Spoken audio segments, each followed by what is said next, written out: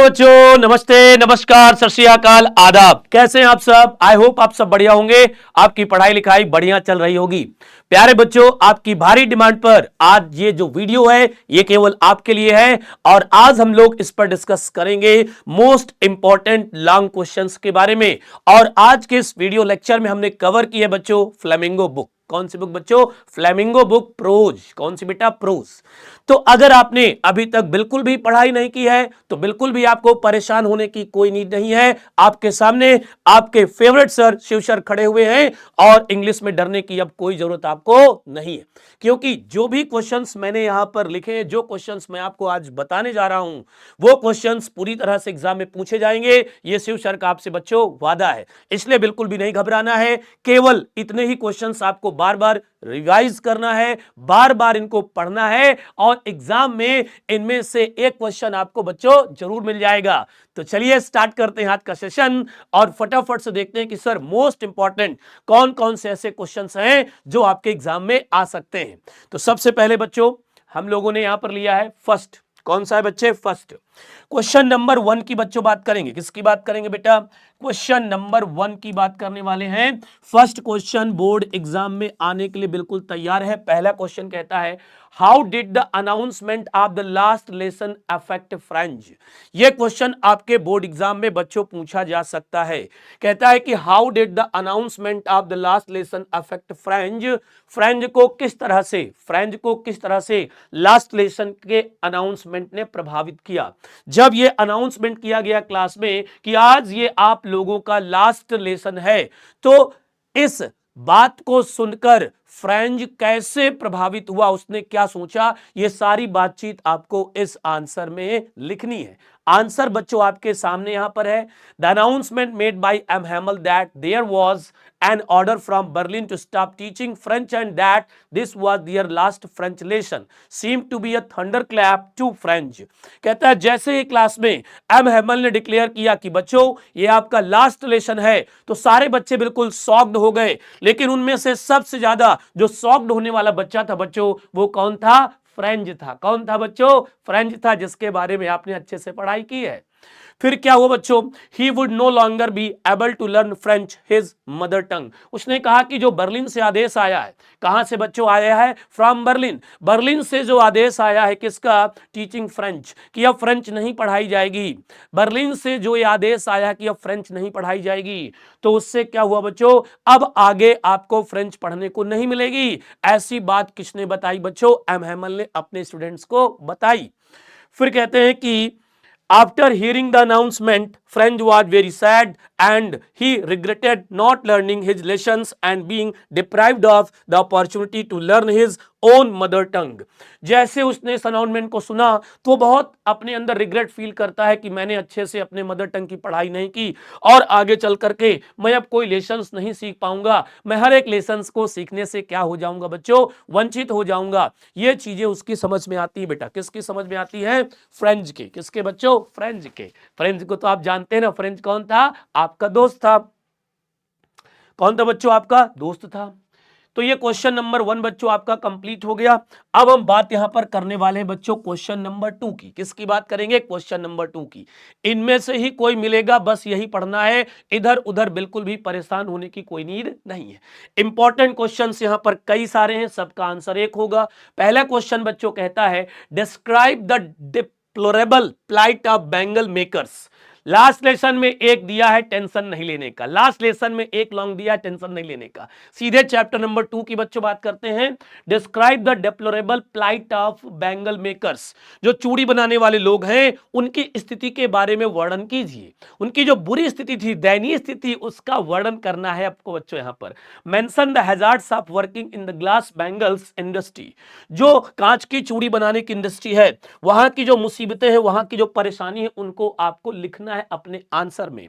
Describe the life of people working in the glass bangle industry. बात वही है, 2024 में ये क्वेश्चन घुमा करके पूछा गया। 2 सेट में इसका बच्चों कब्जा था। किसी तरह का बैंगल मेकिंग इंडस्ट्री के बारे में आ जाए, बैंगल मेकिंग पीपल के बारे में आ जाए, वहां उनकी स्थिति बतानी हो या इंडस्ट्री स्थिति बतानी, जो भी आ जाएगा सबका एक ही आंसर होगा। मान लीजिए कोई न्यू क्वेश्चन भी आ जाता है तो भी आपको बेटा परेशान नहीं होना है, ठीक है। आंसर यहां पर बच्चों फिर लिखा है आगे। आंसर की ओर बेटा हम लोग चलेंगे, कहां पर चलेंगे? आंसर की ओर। आंसर की ओर बढ़ते हैं यहां पर। तो आंसर आपकी स्क्रीन में आपको दिखाई दे रहा होगा बेटा। आंसर यहां पर देखते हैं क्या है। आंसर देखते हैं बच्चों, कहता है फिरोजाबाद इज फेमस। क्या लिखा है बेटा? Firozabad is famous for its beautiful and colourful bangles. बढ़िया अच्छी सी लाइन चिपकाना है सबसे पहले।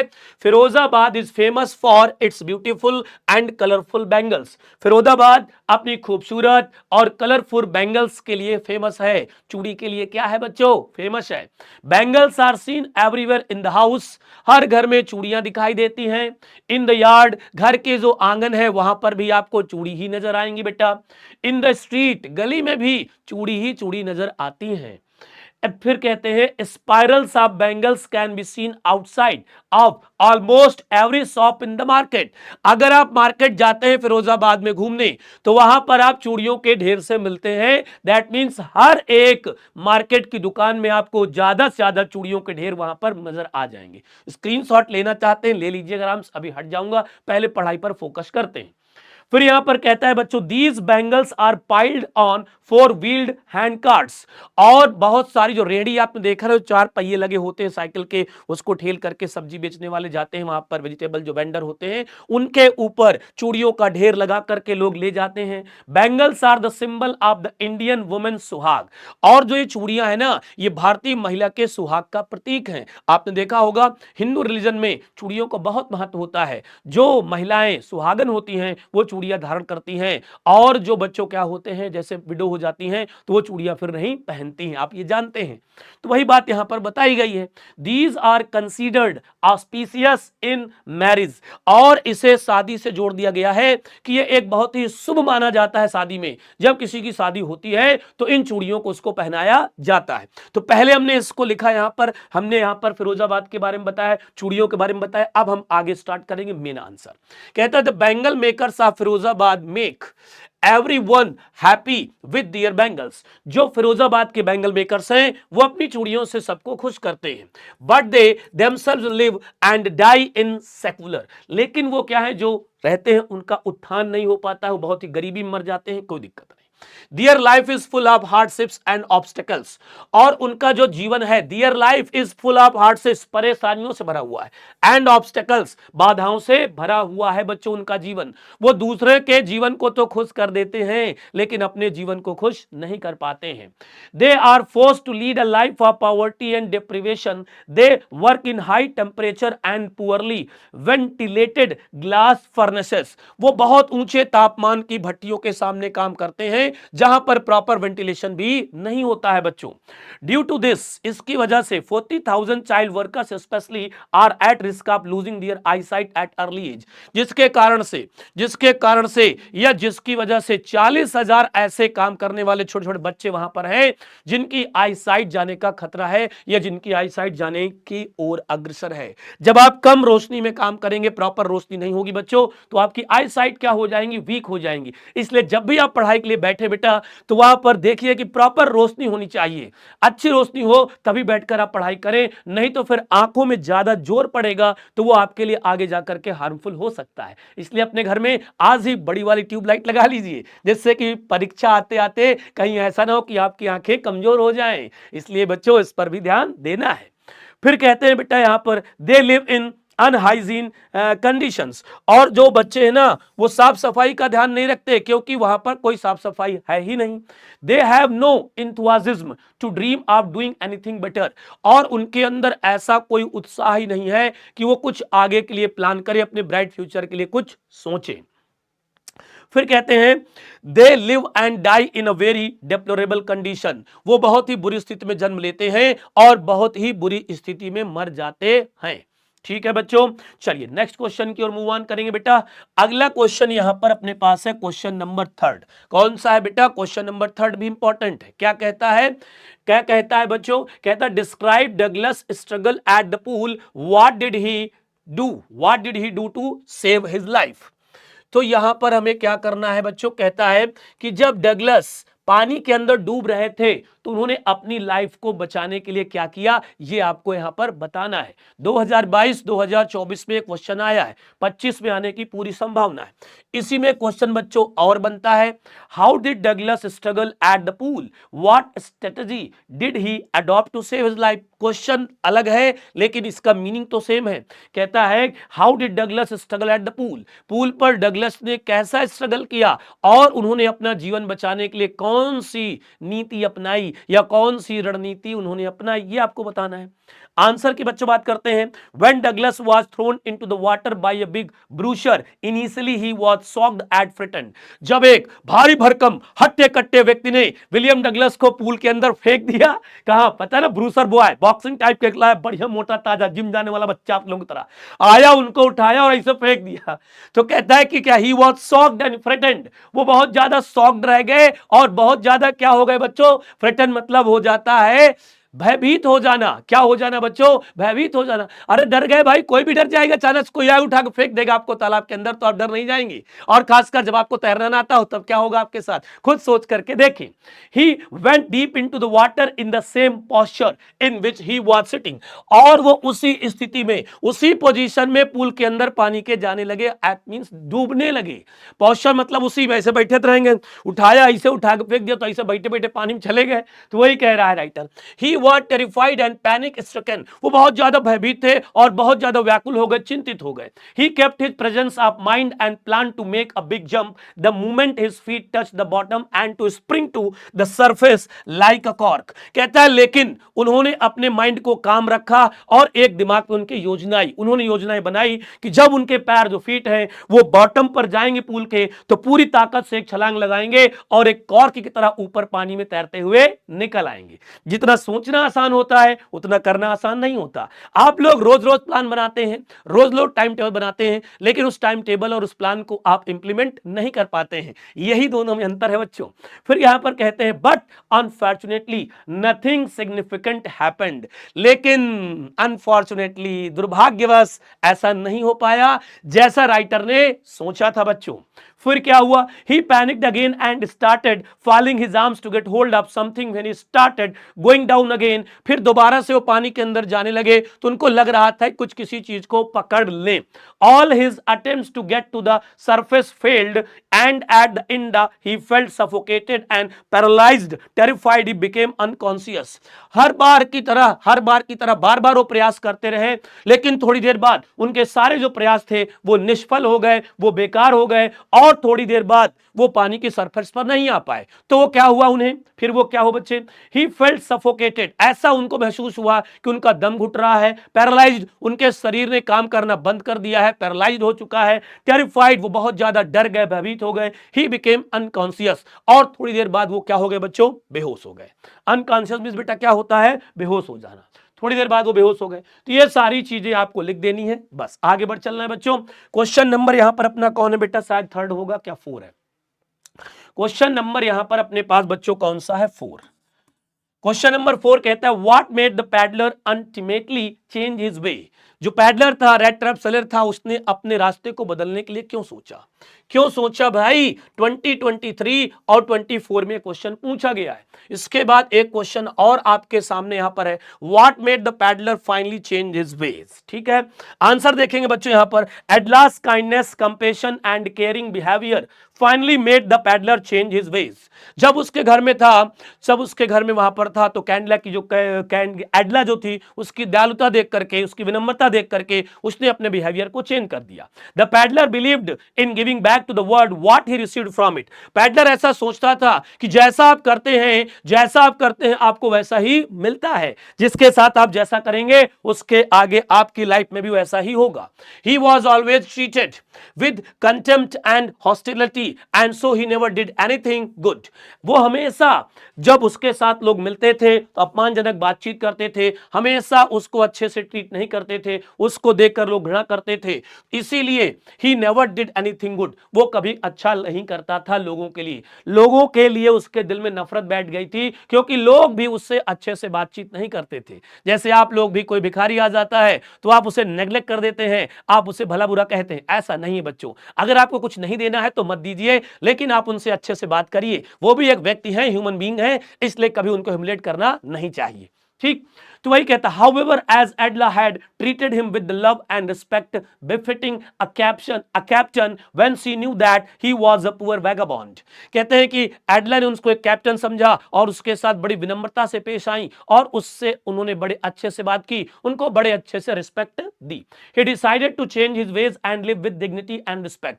जब उसको पता चला एडला को कि ये कोई कैप्टन नहीं है, फिर भी उसने उससे अच्छे से बात की, और इस चीज को सोचकर रैट ट्रैप जो सेलर था, जो पैडलर था, उसको लगा, अरे भाई ये मेरी असलियत जानने के बाद भी मुझसे बिल्कुल भी दुखी नहीं है और मुझसे बिल्कुल भी बुरी तरह से बात नहीं कर रही है, तो मैं इसके लिए अब अपने तौर तरीके चेंज करूंगा और अब मैं अच्छा आदमी बनकर के दिखाऊंगा। उसने निश्चय कर लिया।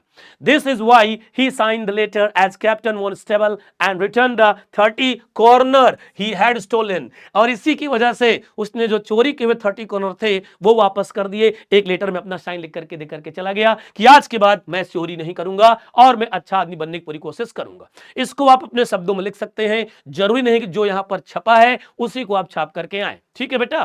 फिर अगला क्वेश्चन बच्चों यहां पर चलेंगे, क्वेश्चन नंबर 5 की बात करते हैं। बिडू जी 5 ही था बच्चों कि 4 था? 5 था सर जी। क्या था बच्चों? 5। Why did Gandhi ji not want Charles Freer Andrews to stay in Champaran? ये नया क्वेश्चन 2024 में बना है, तो 2025 में आने के इसके चांसेस बढ़ जाते हैं।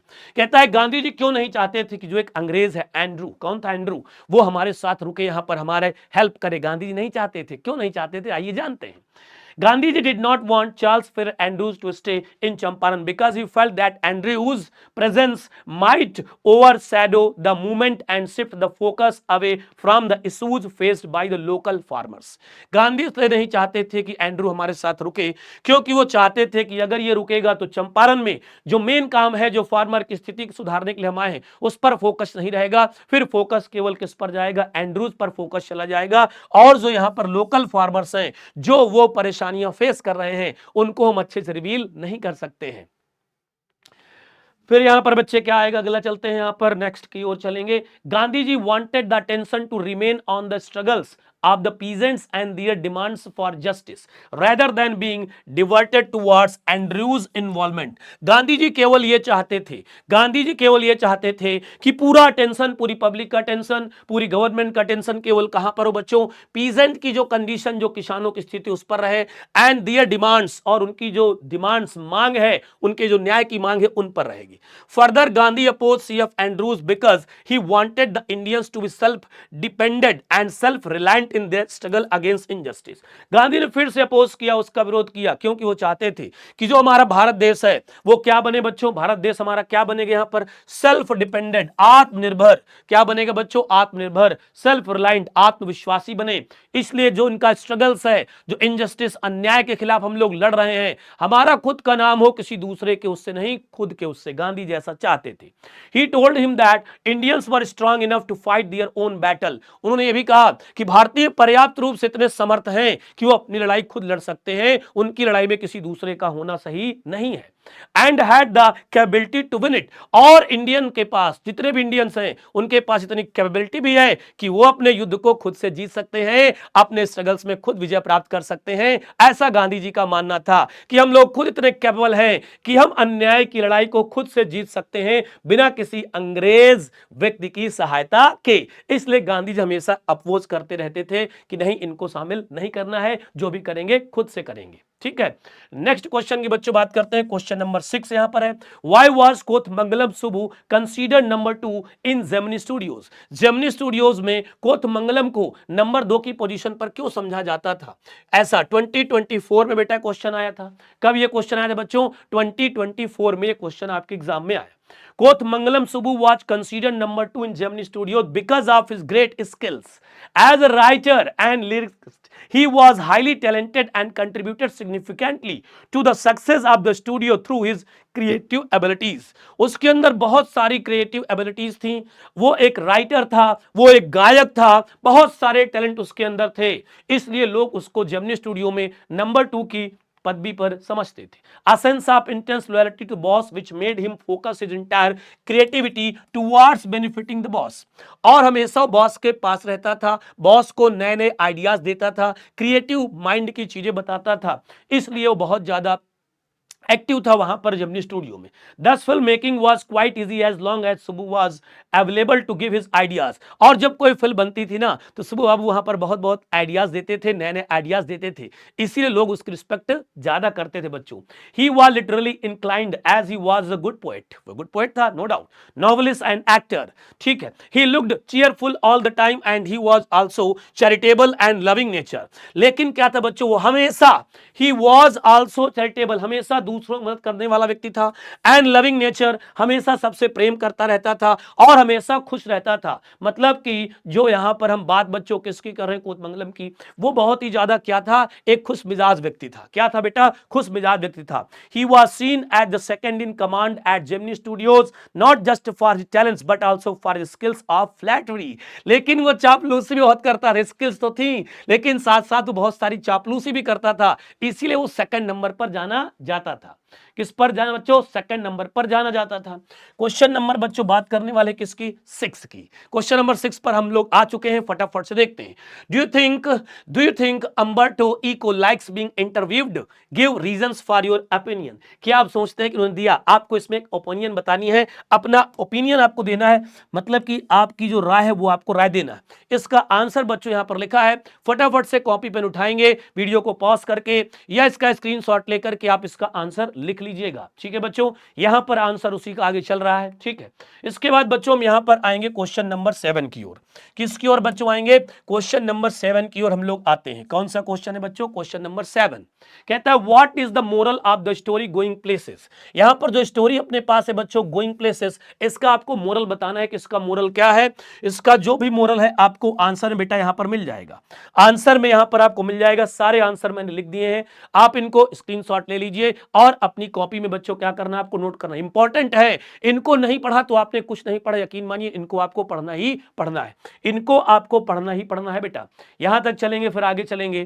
तो इस तरह से ये क्लास आपकी बच्चों यहीं पर हम लोग वाइंड अप करते हैं। सेशन आपको कैसा लगा जरूर कमेंट्स करें और ये बताना है आपको कि आप किस टॉपिक पर वीडियो चाहते हैं। आपने बताया कि सर लॉन्ग क्वेश्चन चाहिए, तो मैंने बिल्कुल शॉर्ट फॉर्म में लॉन्ग क्वेश्चन आपको प्रोवाइड करा दिए। अब आपका ये काम है कि आप इनको पढ़ना शुरू कर दीजिए और अपने दोस्तों तक भी वीडियो शेयर कर दीजिएगा जिससे कि उनको भी हेल्प मिल जाए। तो फिर मिलते हैं बच्चों नेक्स्ट सेशन में, तब तक सब बच्चों से नमस्ते, नमस्कार, टाटा, बाय बाय बच्चों, टेक केयर। खूब पढ़ें, खूब बढ़ें और बढ़ते जाएं। Wish you all the best.